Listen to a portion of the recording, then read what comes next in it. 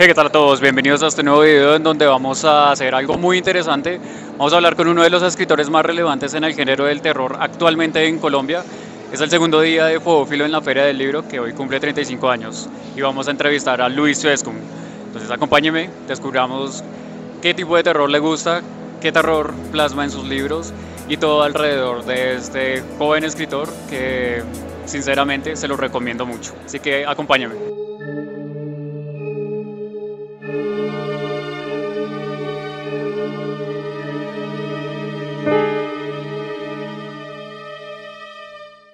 Hoy estoy con uno de los escritores más relevantes en el género del terror que han venido a la Feria del Libro del 2023. 35 años cumple esta feria y hoy tenemos a Luis Suescun, un escritor de terror que ha causado mucho impacto en los últimos años, un escritor que me han recomendado mucho y que hoy nos adentraremos en su mundo, conoceremos qué es lo que más le gusta y qué tipo de terror es el que le gusta consumir y el que le gusta escribir. Bienvenido pues a Fobófilo. Bueno, primero que todo, gracias a ti por invitarme y un saludo muy grande a todos los lectores y seguidores de Fobófilo. Algo que me parece que me gustaría comenzar con esto es, normalmente siempre soy relacionado con la literatura de terror, pero algo con lo cual yo he tratado de mostrar, y lo hago en mis ensayos y en mis presentaciones, es que para mí lo más importante no es asustar, no es aterrorizar.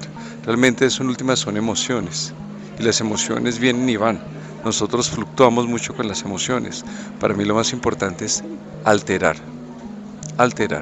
Realmente mi trabajo está hecho es para alterar, y alterar es hacer que alguien cambie de posición, de lugar, su perspectiva. Por eso es que obviamente mi trabajo está construido siempre con un sustrato lingüístico, semiótico, semiológico, histórico, antropológico, regionalista, para tener ese discurso y a través de ese discurso transformar un poco la perspectiva, alterar al otro, y que obviamente sean relatos que perduren dentro de la reflexión. Para mí el cuento del terror es solamente un vehículo, una parábola, por así decirlo. Para introducirlo y para poderlo conocer un poco más como un escritor de terror es ¿por qué el terror? ¿Por qué resultó haciendo terror? ¿O qué fue lo que sucedió en su vida para que termine perturbándonos a todos con sus libros? Mi abuela Ana me contaba cuentos. Eso es algo muy de la tradición oral paisa. Mi abuela es antioqueña y siempre me contaba cuentos. Cuando se apagaban las luces en la época de la hora Gaviria, ella me contaba cuentos, pero a la vez siempre yo estaba contando cuentos. Desde el jardín infantil, en el Rafael Pombo, yo contaba cuentos de Caperucita, Blancanieves, La Sirenita, La Bella y la Bestia, pero a mi modo. Entonces era muy gracioso porque a veces a los niños, a mis compañeritos, creo que les gustaban un poco más mis versiones que los originales. De pronto ya era un poco dramático para contarlo, ¿sí? Entonces yo pienso que un poco más de lo del terror, siempre me ha gustado contar cuentos, porque obviamente de todas formas la vida en su profundidad es una narrativa. Desde el comunismo, cristianismo, marxismo, trotskismo, todo lo que tú lo quieras ver, es una narrativa. Y las personas se identifican con una narrativa o odian una narrativa. Odias la narrativa del Islam, pero seguramente no odias al islamita, ¿me entiendes? Es decir, nosotros somos seres construidos de narraciones. Siempre, en cada momento de nuestras vidas, se construye una narrativa. La Filbo es una narrativa cultural en sí. Colombia es una narrativa, la cual nosotros pertenecemos. Entonces, para mí, el oficio de contar cuentos es un oficio tan profundo, porque obviamente estoy apostándole a crear una narrativa personal mía, con la cual otras personas que también han tenido sus propias narrativas se sienten identificadas, y así entre todos construimos una narrativa mayor. Entonces pienso que el tema de contar cuentos es uno de los oficios más profundos de la historia, porque es el oficio de resignificar lo mismo que está pasando, lo mismo que todos ven, el narrador, el chamán, el cuentero, el vidente, como diría Rimbaud, resignifica esa realidad para darle una forma y tratar de entender un poco qué es lo que realmente está sucediendo. Es decir, es un oficio de videntes, y lo digo porque pienso mucho en Rimbaud, a quien siempre he considerado mi hermano espiritual, por así decirlo. En cuanto a esa tradicionalidad oral que tenemos los colombianos y todas estas leyendas, todos estos cuentos que obviamente todos tenemos una abuela que en algún momento nos contó una historia de terror acerca de, no sé, el monte, brujas, sucesos paranormales que posiblemente no serían explicados por una ancianita. ¿Cómo abordas esta idea del terror en tus libros, respetando esa oralidad de nuestros antepasados, y cómo buscas perpetuarla en tu trabajo, y cómo quieres que las personas absorban eso? Yo tengo una técnica narrativa que siento que es particular, porque obviamente yo no vengo propiamente de la escritura, yo vengo de la oralidad. Cuando yo estaba, como les decía, de niño, contaba cuentos. Cuando estaba en la universidad, yo era cuentero. Entonces yo estuve en los Andes, el Politécnico, el Externado, en todo lado prácticamente contando cuentos, y así me ganaba mis onces, mis cervezas, por así decirlo. Entonces obviamente yo tengo una política. Si yo un cuento mío, no me puedo parar en una silla y contar ese cuento en un bar o contarlo con amigos. Tal vez es un cuento que no vale la pena escribir, o tal vez mi cuerpo todavía no está listo para escribir. Porque obviamente nosotros somos cuerpos que escuchan, cuerpos que escriben, cuerpos que aman, cuerpos que odian. Nosotros somos cuerpos. Y eso es muy importante tenerlo en cuenta. Porque obviamente esta es una época muy virtual que obviamente ataca lo corpóreo. El sexo virtual, trabajo virtual, amores virtuales, familias virtuales. No, realmente todo lo que está pasando en este siglo es una afrenta contra el cuerpo. El tema de los filtros en redes sociales. Cada vez que te pones un filtro, tu cuerpo sabe que lo estás engañando, lo estás falseando. Y aquí entro ya a responderte con esto. Yo soy un cuerpo que cuenta historias. Y por eso te digo, siento que yo, a mi modo, hago parte de lo que es la tradición oral colombiana. Lo que pasa es que obviamente lo mío yo lo vierto dentro de los libros. ¿Cómo de alguna u otra manera manejo ese gran componente regionalista?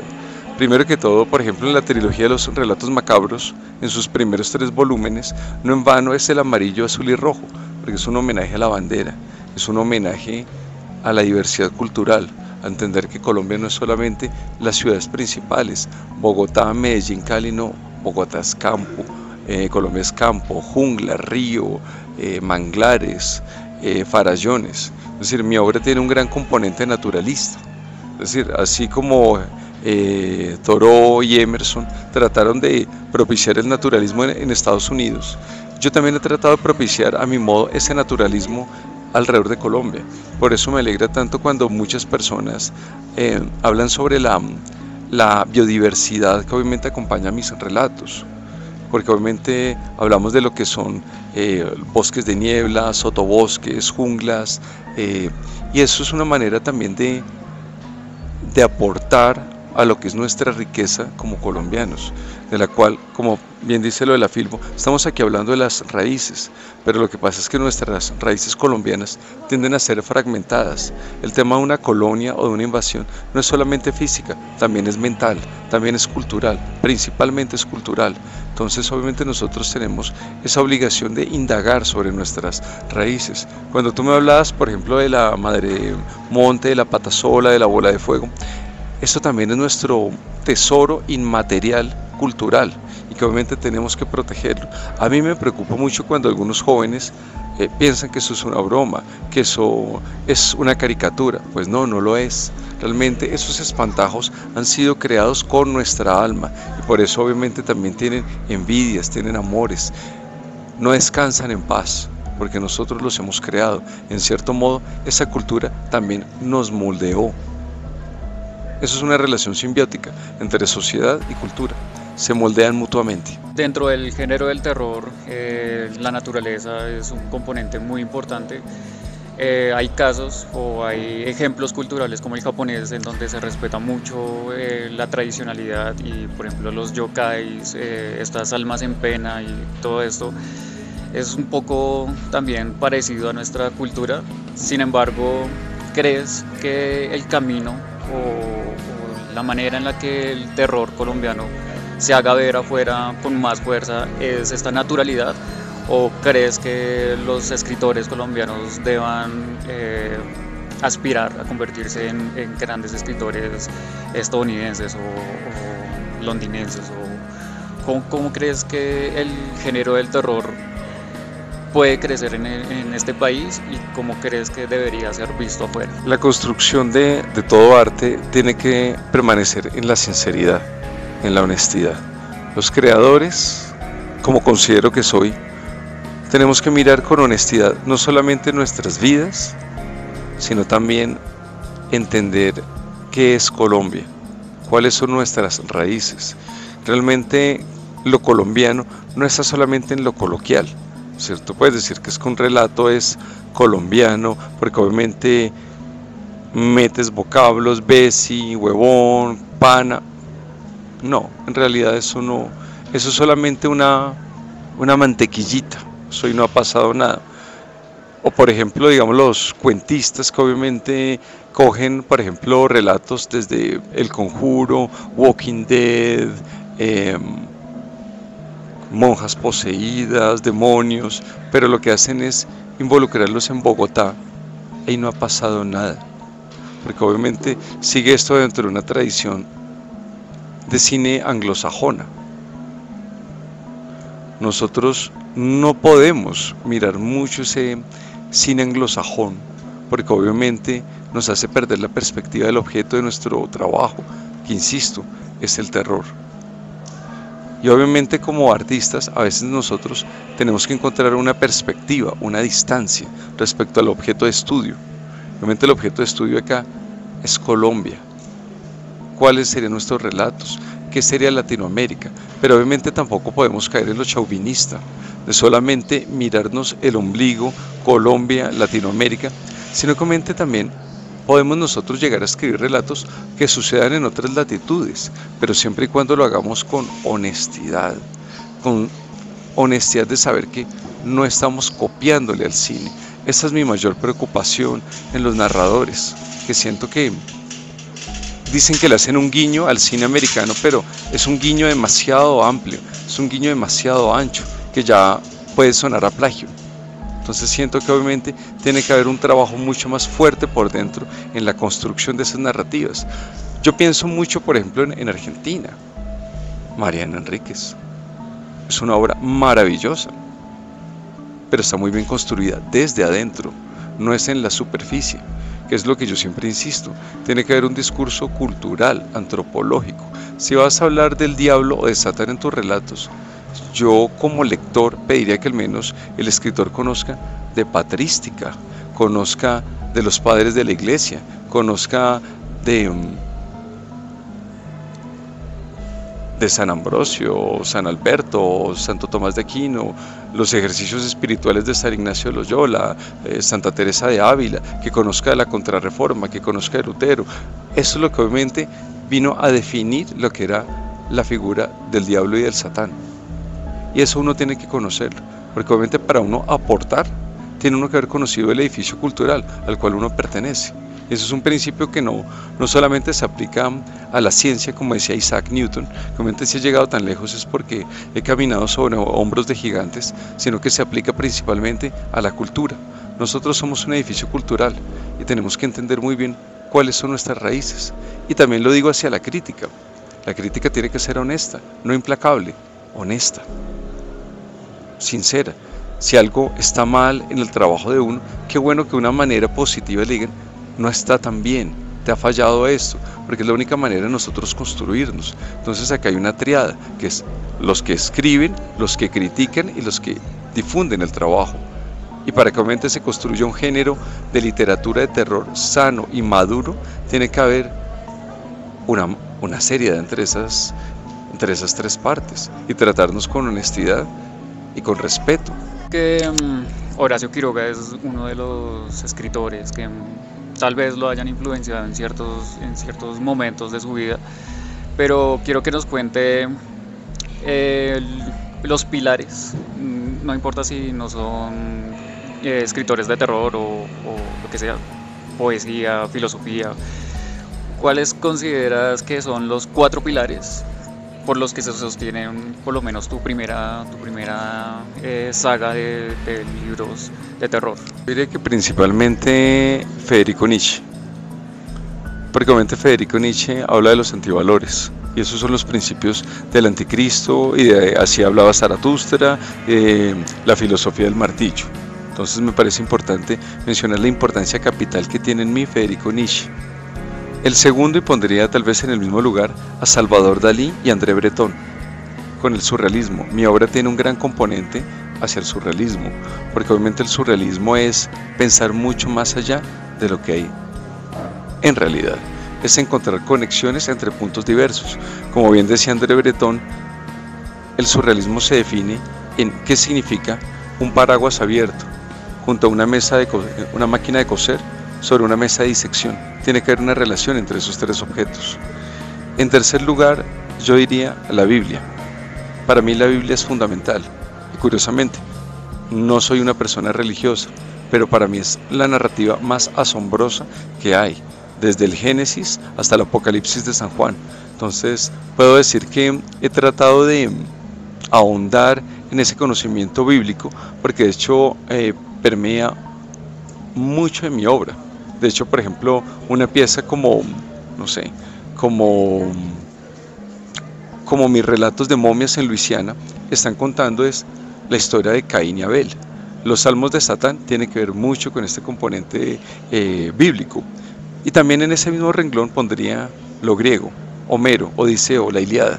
Para mí realmente el componente griego, como decía Jorge Luis Borges, los griegos iniciaron una conversación que nosotros, los modernos, todavía no hemos podido concluir. Por eso son clásicos. Inclusive este filósofo español, José Ortega y Gasset, él definía lo clásico como algo, como una pregunta que sobrevive en el tiempo y que todavía no puede ser contestada. Creo que esos son como los principales, y tal vez en el cuarto lugar diría Arthur Rimbaud. Para mí Arthur Rimbaud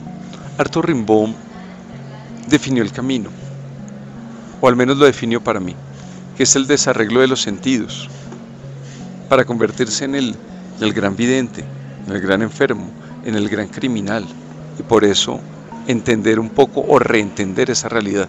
Para mí esos son mis cuatro pilares, como bien lo has dicho. La película Anticristo, Lars von Trier nos manda una cita que es el templo de Satán es la naturaleza, y es algo que he visto constantemente en las referencias de Luis, y la importancia de lo natural, la importancia de entender que la naturaleza es vida, pero también es muerte, que para que haya oscuridad se necesita luz. ¿Cómo abordas o cuál es tu perspectiva frente a estos escritores o a este tipo de terror que se enfoca más en solo la oscuridad sin darnos este otro lado que es la vida? Obviamente viéndola como la luz o como lo contrario para hacer un contraste. Mira que yo siempre he tenido presente a Rembrandt. Rembrandt, con el claroscuro, nos dio a entender cómo la oscuridad tiene más fuerza cuando está cerca de la luz, y la luz tiene más fuerza cuando está cerca de la oscuridad. Curiosamente, en el Evangelio de San Mateo hay una frase muy hermosa que dice: esta luz está tan llena de oscuridad. Curiosamente, Anton LaVey, el padre de la iglesia satánica, también habla de ese balance entre luz y oscuridad, ¿verdad? Y yo pienso que obviamente una obra que sea totalmente oscura se cierra.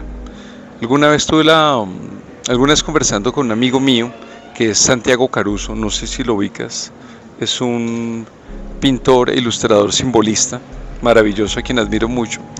Él me decía: Luis, una obra, por más siniestra que sea, tiene que tener una grieta de luz, porque es una obligación del artista Si va a crear una jaula, si va a crear una pesadilla, dar una salida.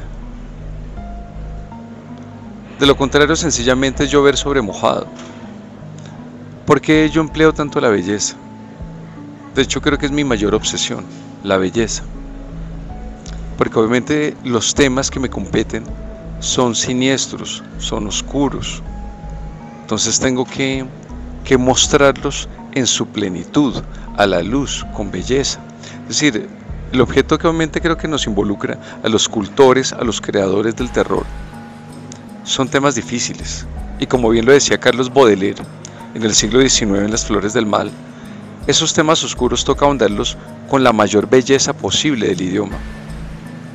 Nosotros tenemos que tener el pensamiento afilado, porque no es baladí lo que se está haciendo en literatura de terror.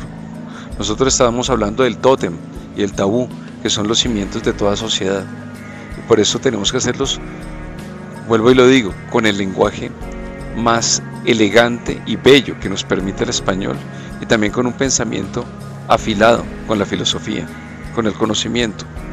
Entonces, obviamente, de lo contrario, vamos a seguir haciendo relatos gore que no van a madurar con el tiempo.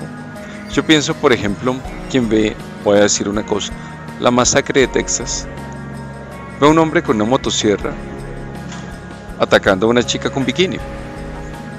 Pasan 40 años y sigue viendo a un hombre con motosierra atacando a una chica con bikini. Pero cuando tú lees El Quijote, tal vez para que no lo entiendas, pero luego lo lees a los 40 años y lo entiendes de una manera más profunda, porque hay un mensaje profundo en su interior. Entonces, obviamente, todo relato debe tener un mensaje. El relato es solo un vehículo, como decía Kipling, es solamente una botella que arrojas al mar con un mensaje, esperando que alguien lo entienda. Pero el cuento es la botella, y lo que está ahí es el papel, es ese ruego de un náufrago pidiendo ser conectado. Pues ya hemos hablado un poco del terror y de Luis como el artista, pero quiero saber un poco más de el Luis fuera de todo esto, qué es lo que le gusta ver, qué tipo de películas. Ya hemos visto que el componente literario se empapa mucho del arte plástico, un Dalí, pero fuera de todo esto, cuando se sienta enfrente de una pantalla o cuando se sienta a escuchar música, ¿qué suele recurrir Luis para desconectarse de una u otra forma? ¿Qué tipo de arte, películas, música que le gusta? De música escucho principalmente 2 o 3 géneros. Escucho metal, escucho suficiente metal, desde Iron Maiden hasta Therion, Megadeth, Opeth. Realmente siempre estoy escuchando metal, pero también escucho mucha música clásica, desde Händel, Bach, Schubert, Schumann, Chopin, Mendelssohn, etc. Yo creo que pienso que mis vecinos deben pensar que soy bipolar. Tercero, escucho mucha ópera, mucho jazz. Me gustan ese tipo de música, ¿sí? Realmente tiendo a veces a escuchar un disco seguido 10, 12 veces seguidas, realmente hasta que lo consumo. Casi no veo, para ser honestos, casi no veo cine, por decirlo de una manera sin que suene incómodo. Podría decir que el porcentaje de mi consumo de cine es bajísimo. Sin embargo, cuando una película me gusta, me enamora, ¿vale? Visito muchos museos, me siento muy cómodo en los museos. Me gusta mucho visitar museos, me gusta mucho paseos ecológicos, porque obviamente me gusta admirar la naturaleza. Mi vida, yo creo que mi vida es muy tranquila. Me gusta cultivar flores, me gusta cocinar. Creo que obviamente trato de apreciar la vida en lo minimalista. Y como lo digo, realmente para mí la vida es belleza. Y cuando tú consideras que la vida es belleza, te sientes agradecido. Y cuando te sientes agradecido, te sientes feliz. Entonces esto me lleva a una simple conclusión: soy un hombre absolutamente feliz que escribe pesadillas. Desearía que le dé unos consejos a estas personas que están del otro lado de la pantalla y tal vez han escrito una que otra vez y no han tomado la decisión de tomar la escritura como un trabajo serio y la escritura sobre todo de terror como algo que puede generar, como algo que puede ser muy satisfactorio. ¿Cuáles serían esos consejos primordiales que les daría Luis Escum a todos estos jóvenes o también viejos que todavía no se han decidido en escribir? Bueno, primero que todo les diría con todo mi afecto que cuentan conmigo. Si necesitan en algún momento un consejo, una ayuda, la verdad realmente, de pronto como lo han visto en mis presentaciones, me considero un hombre de puertas abiertas. Realmente toda persona que se acerca a mí, siempre estoy presto para darle un abrazo, un consejo o una palabra si lo necesita. ¿Qué le recomendaría yo a alguien, más allá de darle un consejo técnico, como yo decía ahorita, de que cuenten sus cuentos oralmente antes de escribirlos? Que tengan orden antes de escribirlo. Yo hago muchos diagramas antes de escribir un solo cuento, un solo poema. Tercero, que siempre estén escribiendo. Como decía Pablo Picasso, la inspiración solamente llega trabajando. Yo tengo siempre una libreta debajo de la cama, tengo una libreta en el carro, tengo una libreta en la cocina, y si tengo una idea, no he visto problema en escribir un argumento en mi pierna o en mi brazo, no me importa. ¿Por qué? Porque obviamente lo que es la creatividad es magnética, así como lo es el amor, como lo es el deseo, como lo es la prosperidad y como lo es la infelicidad también. Todo es un imán. Entonces solamente nosotros tenemos que ser agradecidos con la creatividad y siempre estar apostándole a recibir esas ideas. Si tú no anotas una idea, no solamente la pierdes, pierdes la siguiente, porque empiezas a perder ese magnetismo con la creatividad. Entonces, solamente les diría eso y que por último, no pierdan la infancia, no se avergüencen de ser niños ahora que son adultos. Realmente, como decía el gran poeta Dylan Thomas, la pelota con la que jugaba de niño todavía no ha dejado de rebotar. Entonces, sean niños. Yo ahorita mis 45 años, todavía sigo haciendo lo mismo que yo hacía cuando tenía 7 años. Y me encanta sentir que no he envejecido.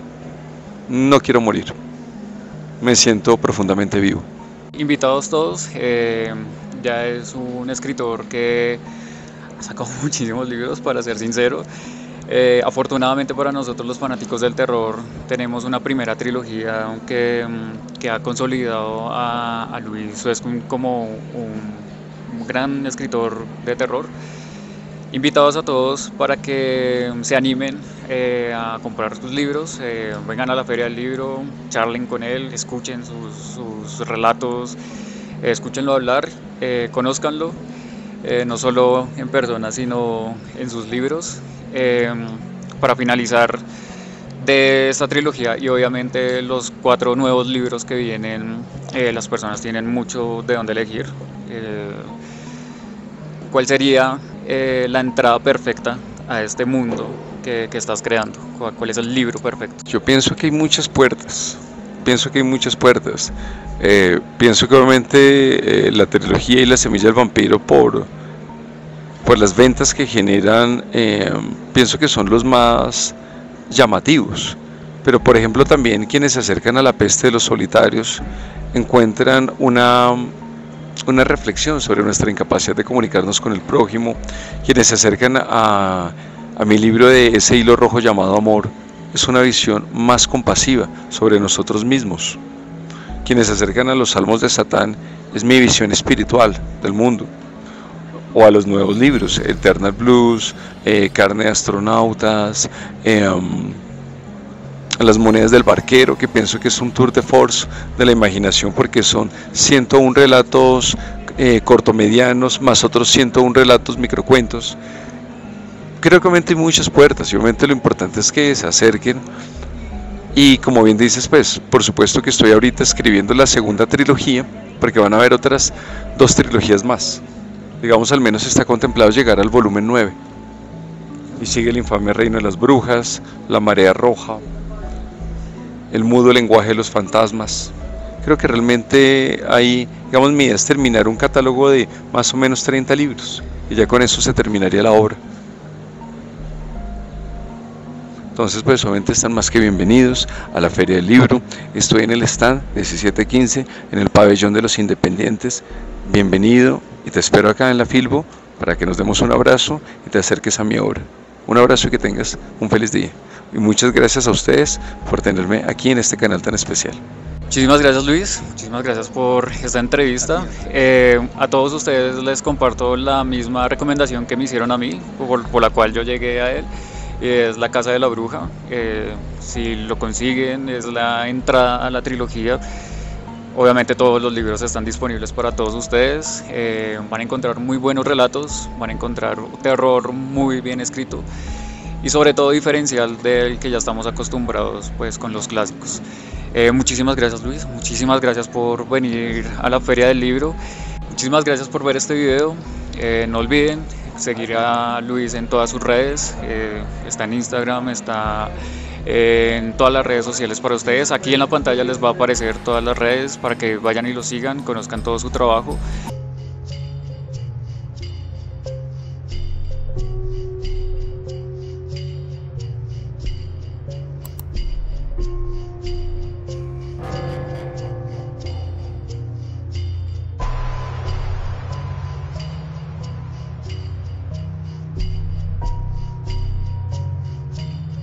Bueno, esta fue la Feria del Libro de Bogotá del 2023, que en sus 35 años nos trajo uno de los escritores más relevantes de terror en Colombia, Luis Suezkun, un escritor que se lo recomiendo mucho. Yo ya me llevé mis 3 libros y esperen pronto en este canal reseñas sobre estos 3 libros. Muchísimas gracias por ver este video, no olviden suscribirse y activar la campana para que YouTube les avise cuando subo un nuevo video. Si tienen algún amigo o alguna amiga que les guste el género del terror, compártales este canal, compártales a este escritor. Sé que les va a gustar mucho el estilo de este escritor y sobre todo que es una literatura nueva, moderna y que les va a gustar mucho a todos los amantes del terror. Sin más que decir, mi nombre es Andrés Quintana, esto es Fobófilo y nos vemos en la oscuridad.